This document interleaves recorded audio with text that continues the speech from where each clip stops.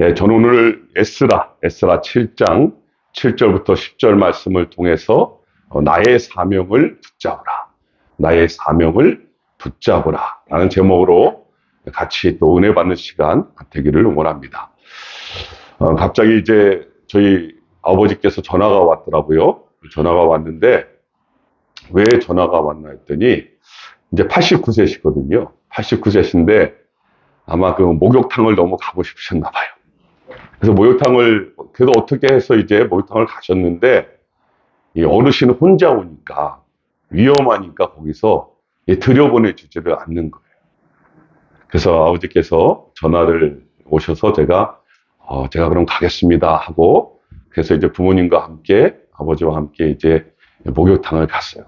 예, 얼마나 오랜만인지 모르겠어요. 저도 뭐 선교제에서 너무 오래 살다가 와서 기억도 가물가물할 정도로 어렸을 때 기억은 있는데 나이 들어 기억은 없어요. 근데 부모님하고 같이 아버지랑 같이 목욕탕에 가서 이제 거기서 등을 이렇게 또 밀어드리고 막 그러는데 저희 아버지가 84kg, 5kg 막 등치가 있으신 분이었거든요. 키는 그렇게 크지 않으신데 그런데 너무 왜소해지신 거예요.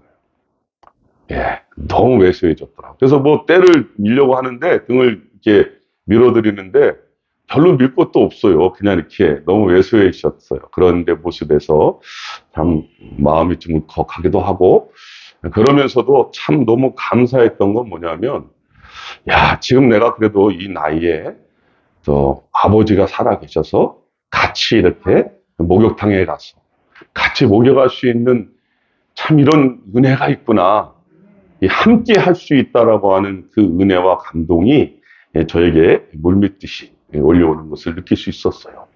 그럼 함께 할 수 있다는 게 이렇게 큰 기쁨이고 축복이구나라는 것을 다시 한번 제가 이번을 통해서 깨달을 수 있는 기회가 됐거든요. 여러분 그렇잖아요.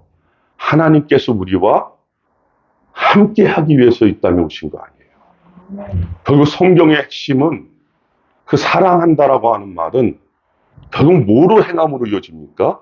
함께함이잖아요. 그죠? 함께함으로 이어지는 거죠. 그럼 이스라엘 민족, 하나님이 이스라엘 민족을 선택하신 이유는 그 민족에게 하나님의 엄청난 기적과 이사를 보이신 이유는 한 가지밖에 없잖아요. 요약해보면 함께 하시고 싶어서. 그래서 이스라엘의 가장 하나님의 함께함의 상징이라고 할 수 있는 게 뭡니까? 바로 성전입니다. 그래서 그들은 이 성전 그러면 이 성전은 자신들이 하나님과 만나는 곳이고 이 성전 그러면 성전은 자신들의 죄의 문제가 해결되는 곳이고 성전 그러면 그것은 바로 자신들의 정체성이라고 할 수 있는 것 아닙니까? 다시 말하면 하나님의 선택받은 백성들은 하나님의 선택받은 민족은 하나님 없이는 살 수 없는 사람들이다라는 것을 가르쳐주고 계신 거 아닙니까? 여러분 그런데 그 중심이 되는 성전이 다 부서져 버린 거예요. 회파되어져 버린 거예요. 거기에다가 똑똑한 사람들은 다 포로로 잡혀간 거예요. 그렇게 70년이라는 세월이 흘러가 버렸거든요. 여러분 우리가 오늘 읽은 에스라서는 이렇게 포로로 잡혀간 백성들이 3차에 걸쳐서 다시 예루살렘 성전으로 그들이 그렇게 꿈에 그리던 하나님과의 만남의 장소여 자신들의 정체성이라고 할 수 있는 그 성전으로 돌아가는 과정을 그리고 있는 것이 바로 이 에스라서예요. 여러분 스룹바벨을 중심으로 1차 기한을 통해서 성전의 재건공사가 이루어졌잖아요. 그리고 나서 80년이 흘러버린 거예요. 이제 에스라를 중심으로 약 5천 명이나 되는 사람들이 2차 기한이 이루어지고 있는 것이 우리가 읽은 본문의 내용입니다. 여러분 우리는 오늘 에스라의 그 기한을 중심으로 해서 왜 에스라가 그렇게 예루살렘 성전으로 다시 돌아갈 수밖에 없었는지 또 그가 예루살렘에 돌아가서 행한 일이 무엇인지를 살펴보면서 그것이 오늘을 사는 우리에게 주시고자 하는 메시지가 무엇인지를 한번 살펴보도록 하겠습니다. 여러분 먼저 에스라가 왜 예루살렘으로 귀환하려고 했는가? 우리 한번 10절 말씀, 오늘 본문 10절 말씀 같이 한번 읽어보죠. 10절입니다. 시작. 에스라가 여호와의 율법을 연구하여 준행하며 율례와 규례를 이스라엘에게 가르치기를 결심하였더라. 아멘. 여러분 아시는 대로 이 유다는 북이스라엘은 이미 멸망했고 그나마 남아있던 남유다는 BC 586년에 바벨론, 지금의 이라크 지역 아닙니까? 그 바벨론에 의해서 멸망을 당하죠. 그리고 많은 인재들이 그때 포로로 잡혀가게 됩니다. 그런데 그 강대했던 바벨론도 70년을 넘기지 못하고 또다시 페르시아, 지금의 이란 지역에 있는 페르시아에 멸망당하게 되죠. 여러분 이스라엘 백성들은 이제 몇 대째 그곳에서 자손도 낳고 그 땅에 정착하며 나름대로 안정적인 생활을 하게 되는 거예요.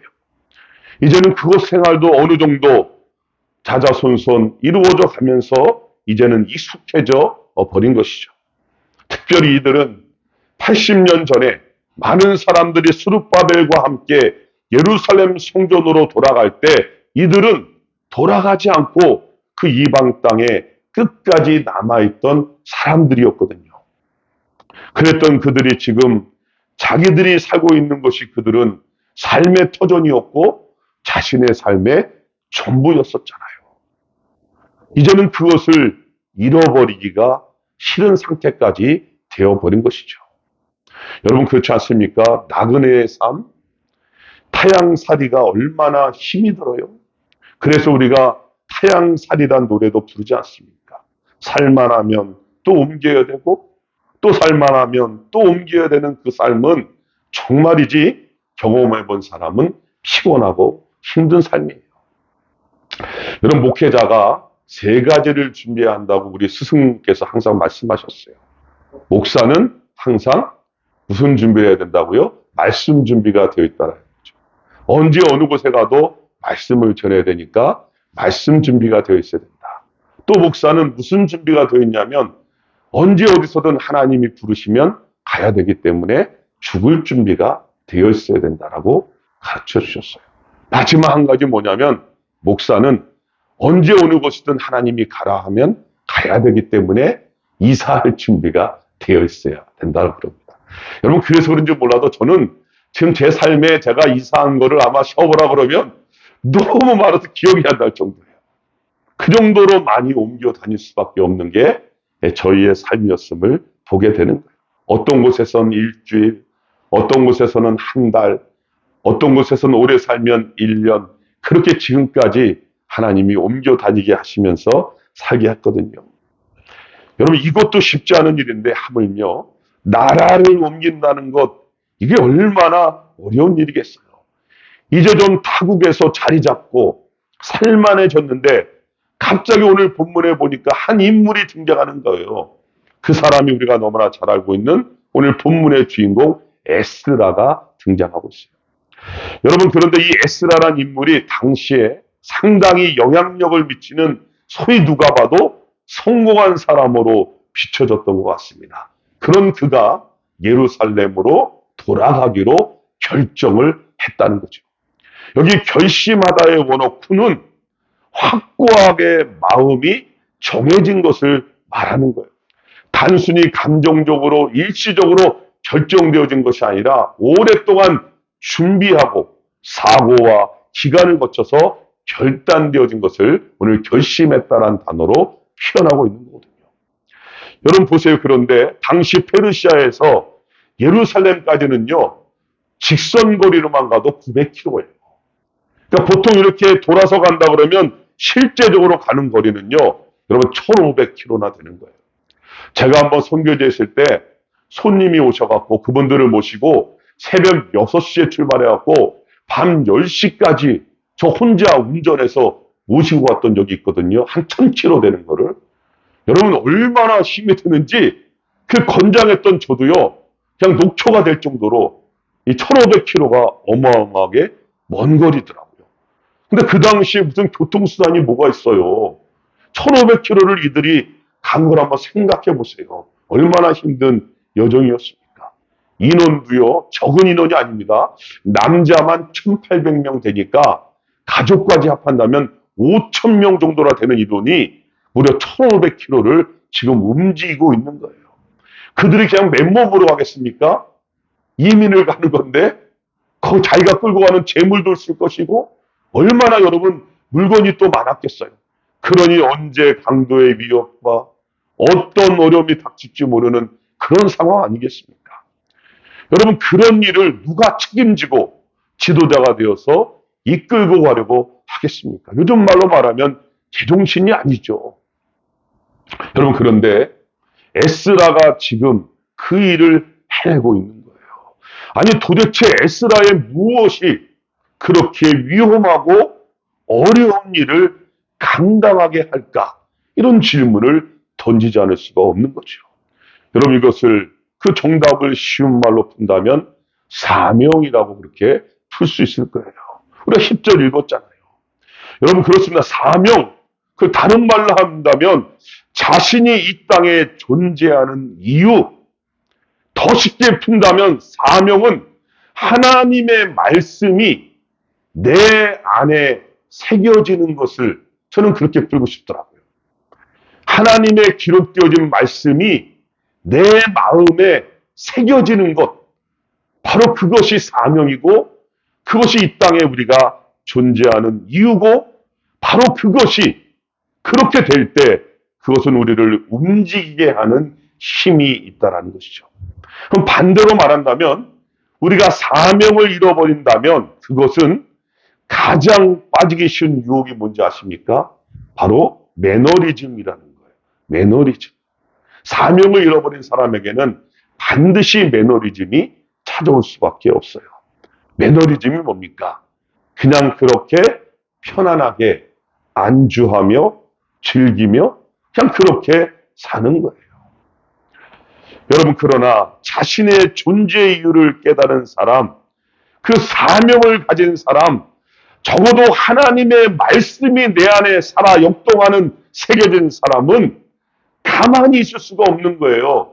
그 사명이 그 자신을 채찍질할 수밖에 없는 것이죠. 여러분, 제가 선교지에 있을 때 모든 것이 너무나 완벽하게 잘 돌아가요. 뭐 사역자들을 18, 19살 때부터 훈련시켰기 때문에 그들은 제가 아하면 어할 정도로 저보다 모든 걸 더 잘하는 그런 모든 것이 완벽하게 잘 돌아가는 아무것도 부족한 것이 없었어요. 사역비도 모든 것이 후원도 잘 이루어지는 너무나 완벽한 상황이었어요. 여러분, 그런데 무엇이 찾아온지 아십니까? 매너리즘이 찾아오더라고요. 안주하고 싶어지고 그냥 그곳에 그렇게 모든 것이 잘 되어지니까 그냥 그렇게 편안하게 가고 싶어지는 거예요. 여러분, 그것을 부서뜨려야 했거든요. 그래서 저는 한 달에 한 번씩 꼭 전도 여행을 떠나기로 하나님 앞에 오늘 에스라처럼 결단을 했어요. 그것도 그냥 가는 게 아니라 하나님, 내가 만나는 사람을 차별하지 않고 누구에게든지 복음을 전하며 가겠습니다. 여러분, 사실 얼마나 가기 싫을 때가 많은지 몰라요. 뭐 어떤 날은요, 중요한 일도 있고 그냥 스킵하고 싶을 때도 있더라고요. 여러분, 그런데 누구하고 약속했죠? 하나님하고 약속했잖아요. 그죠? 하나님하고 약속하면요, 이건 어길 수가 없는 거예요. 그게 저를 이끌어 가더라고요. 아무리 힘들어도 말씀에 순종해서 다녀오면은요, 엄청난 역사와 기적들이 일어나는 것을 체험하게 되는 거예요. 다른 말로 하면 내 영이 살아 숨을 쉬더라고요. 살아있더라고요. 그걸 깨닫게 되는 것이죠. 여러분, 특별히 지금 이 시대는요, 사명이 없으면요, 지칠 수밖에 없어요. 처질 수밖에 없는 거예요. 눈앞에 보이는 이익과 편리만 따라갈 수밖에 없는 거예요. 그러다가 시간 다 되면 이제 돌아가게 되는 거죠. 여러분, 돈을 얼마나 벌었는지 몰라도 그러나 하나님은 실망하시지 않겠습니다. 다른 것도 아닌 복음의 불모지에 하나님이 우리를 선택해서 지금 보내주셨는데 이곳에서 우리가 우리의 유익만을 위하여 살다가 돌아간다면 결국 그것은 마이너스 인생이 되는 거 아니겠습니까? 여러분 오늘 에스라를 보세요. 그는 당시에 좋은 직업을 가지고 있었죠. 어느 정도냐면 왕과도 친분이 있었어요. 우리도 뭐 대통령 안다 그러면 나 그분 알아. 이렇게 쉽게 말하잖아요. 내가 아는 사람이 뭐 경찰청장이야. 조금만 알아도 이러잖아요. 에스라는요. 당대 최고의 왕과도 친분이 있었어요. 그 정도의 힘도 가지고 있는 사람이에요. 그럼 그가 지금 어떤 사명을 가지고 있지요? 자기 안에 주신 하나님의 말씀대로 살고 싶은 소망이 생겨나는 거예요. 자신이 깨달은 그 하나님의 말씀을 자기만 가지고 있기는 너무나 안타까운 거예요. 나누고 싶은 거예요. 가르치고 싶은 거예요. 그리고 그것을 위해서라면 예루살렘으로 가야만 가능하다는 것을 깨닫게 되는 것이죠. 그래서 거기서 백성들에게 자신의 사명을 다하고 섬기고 싶은 그 열망으로 그는 가득 차 있었던 것이죠. 여러분 성경은 우리에게 무수한 사명을 던져주고 있지 않습니까? 나는 사명이 없어. 나는 내가 뭐 해야 될지 모르겠어. 이렇게 말하는 분들은 아직 성경을 읽지도 묵상하지도 않았다는 반증이 될 거예요. 그러면 성경에는요, 우리에게 보편적인 사명이 수도 없이 우리에게 지금도 들려오고 있잖아요. 우리 주님께서 마태복음 5장에서 우리에게 뭐라고 말씀하셨죠? 너희는 세상의 소금이다. 우리가 세상의 소금이래요. 소금으로 살라는 게 우리의 사명 아닙니까? 또 주님이 뭐라고 말씀하시죠? 너희는 세상의 빛이다. 그 말이 뭐예요? 우리가 이 땅에 뭘로 살라고요? 빛으로 살라는 사명을 주신 거잖아요.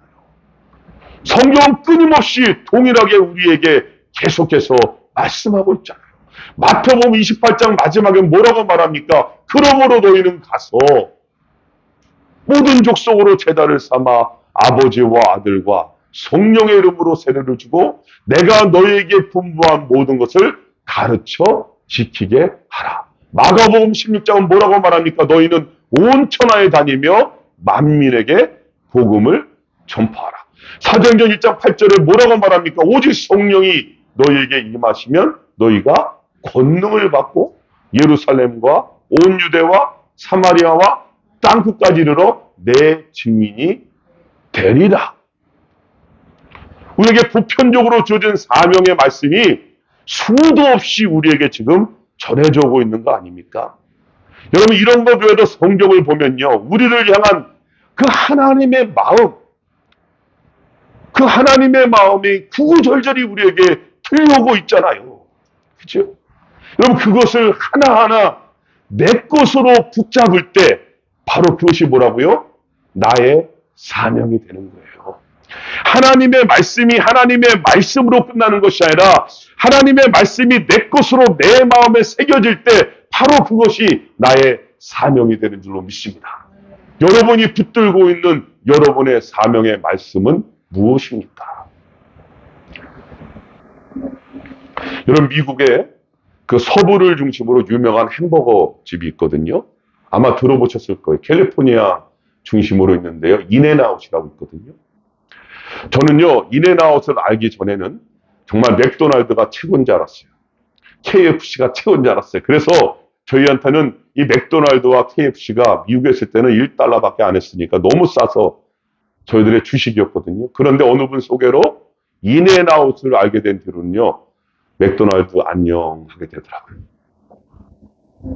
근데 여러분, 그 햄버거집 하나를 만들어도 사명이 있으니까요.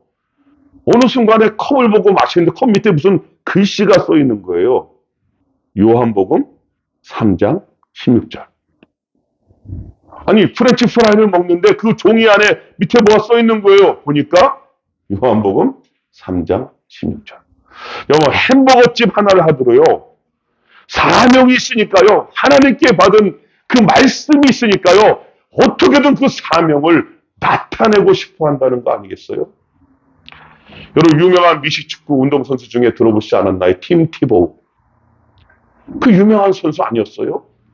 여러분 그의 별명이 뭔지 압니까? 그의 별명이요. 요한복음 3장 16절의 사나이예요. 그는 얼굴에 표식에 요한복음 3장 16절을 쓰고 달렸잖아요.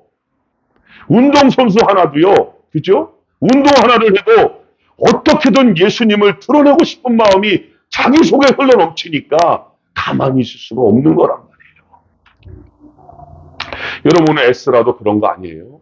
하나님의 말씀에 너무 감동이 됐잖아요. 너무 좋은 거예요. 그 말씀대로 살고 싶은 거예요.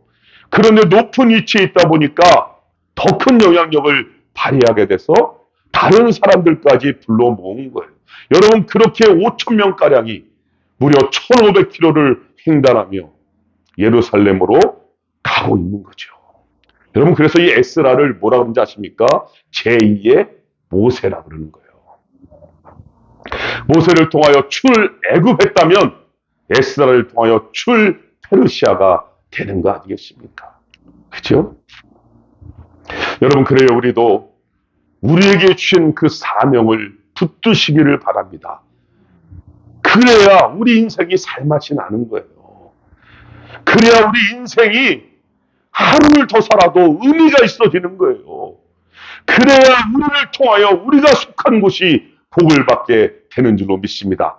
그렇게 나의 사명을 꼭 이루시는 일꾼들이 되시기를 주님의 이름으로 축복합니다. 오늘 또 한 가지, 두 번째로, 그러면 에스라가 예루살렘에서 그렇게 사람들을 이끌고 가서 구체적으로 한 일이 무엇인가?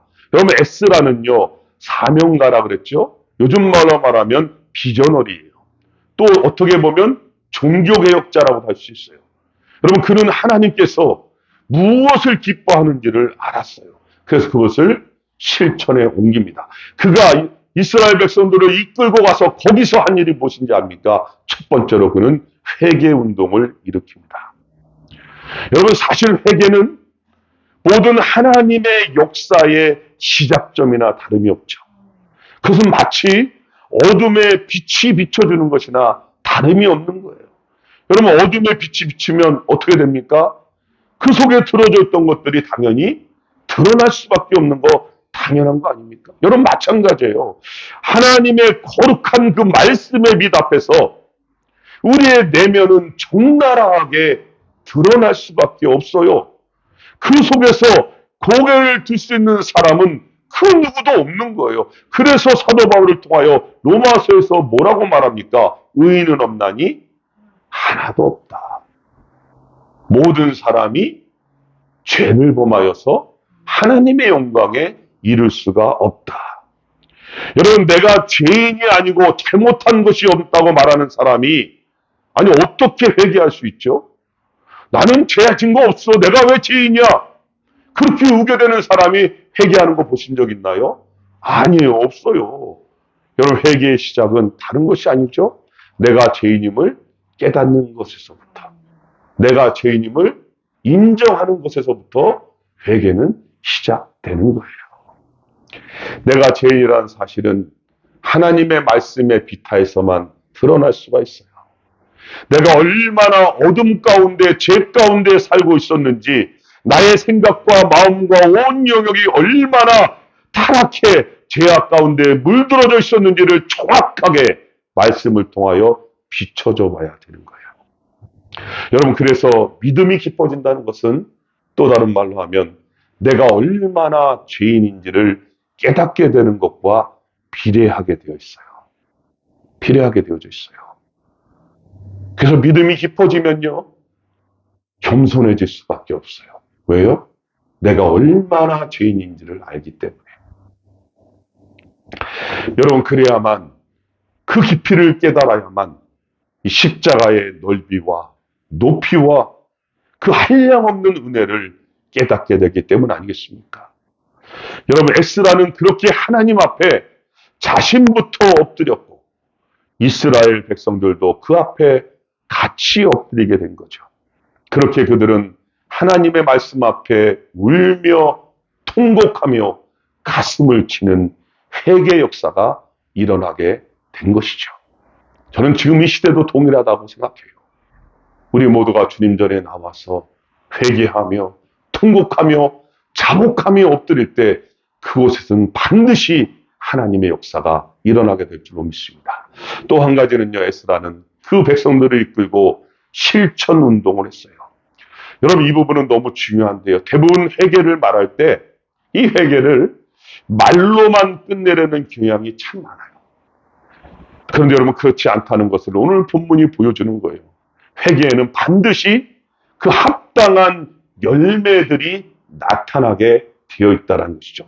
진정한 회개는요, 입술로만 끝나는 것이 아니라 그의 삶에 반드시 합당한 열매들이 드러나게 되어 있는 거예요.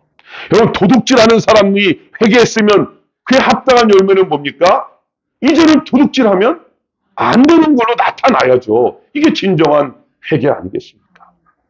여러분, 오늘 이스라엘 백성들은 회개하는 데 그치지 않았고 자신들이 잘못한 그 일을 이제는 몸소 실천으로 옮기고 있는데, 그런데 그것이 사실 말이 쉽지 정말 눈물 없이는 볼 수 없는 고통이 수반되더라는 것이죠.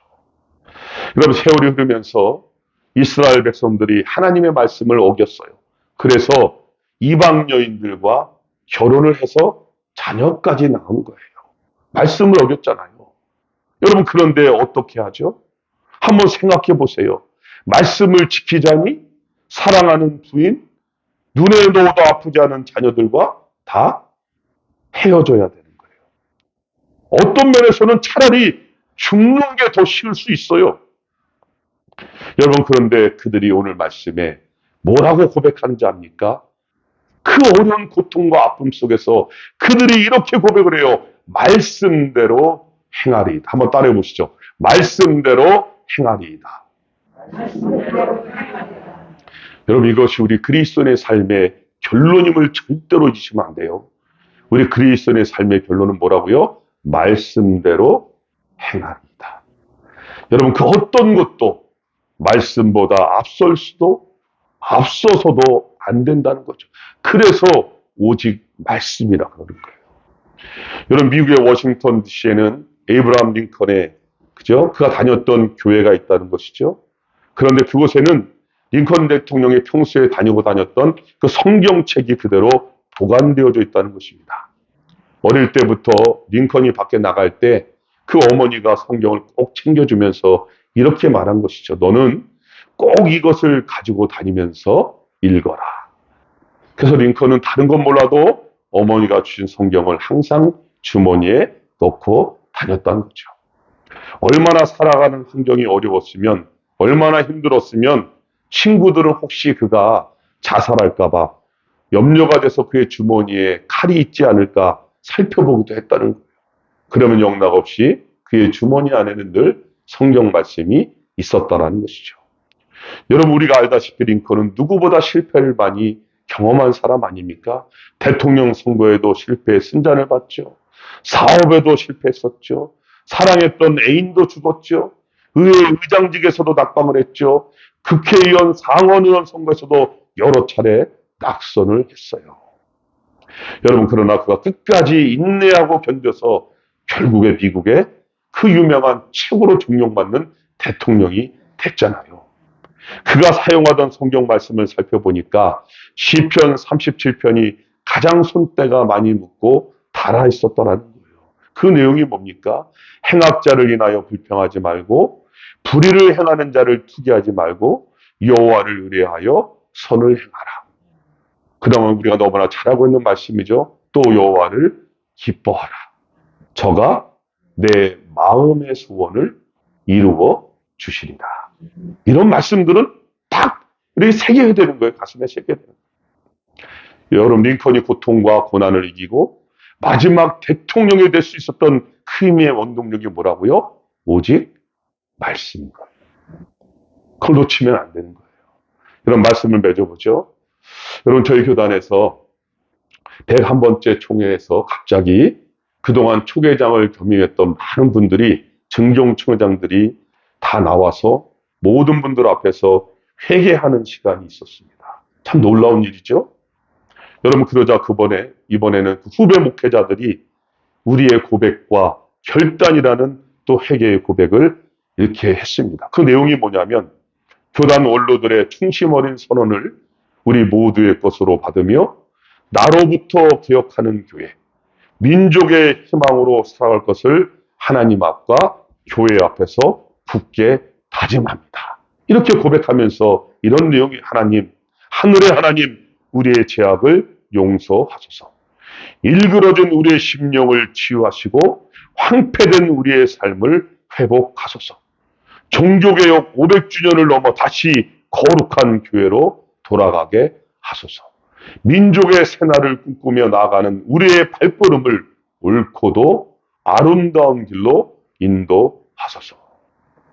여러분, 그렇습니다. 한 사람의 믿음의 결단이 그 공동체를 살리고 하나님의 마음을 시원케 해드리는 거예요. 저는 여러분들이, 우리가 바로 이 에스라와 같은 주인공들이 되시기를 바랍니다. 여러분, 오늘 우리는 에스라를 통하여 그리스도인은 사명 없이는 살 수 없는 사람들임을 봤죠.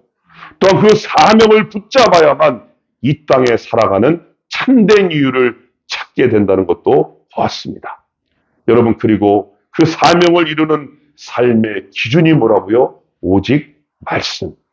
그 말씀이 우리 안에 새겨지고 살아 역사할 때 그곳에는 반드시 회개가 나타나고 회개에 따른 삶의 변화가 수반된다는 사실을 오늘 말씀을 봤습니다.